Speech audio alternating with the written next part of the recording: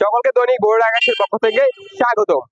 শরবত পছন্দ করে না এমন মানুষ খুঁজে পাওয়া দুষ্কর, তবে তীব্র গরমের শরবত হলে তো আর কথাই নেই। চলমান তীব্র তাপদাহে নাজেহাল দেশের মানুষ। তাপমাত্রা দিনের পর দিন 38 থেকে 40 ডিগ্রি সেলসিয়াসের মধ্যে ওঠানামা করছে। এই প্রচণ্ড গরমে সবার মুখে এখন একটাই চাহিদা, এক গ্লাস ঠান্ডা শরবত। বরগুনা জেলার বেতেগ উপজেলার বিভিন্ন জায়গায় শরবতের দোকানগুলোতে লেগে আছে ভিড়, বেড়েছে বিক্রিও। বিভিন্ন মোড়ে ও স্কুলের সামনে দেখা মিলেছে অস্থায়ী শরবতের দোকান।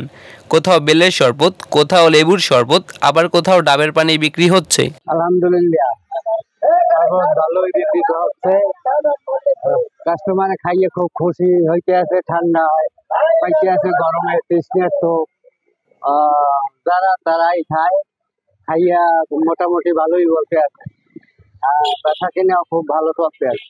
আমি প্রত্যেকদিন এখানে বসে সকাল বিকেল বেতাগি বাজারে এখানেই বসি সবসময়। স্বল্প দামে শরবত পেয়ে খুশি ক্রেতারা।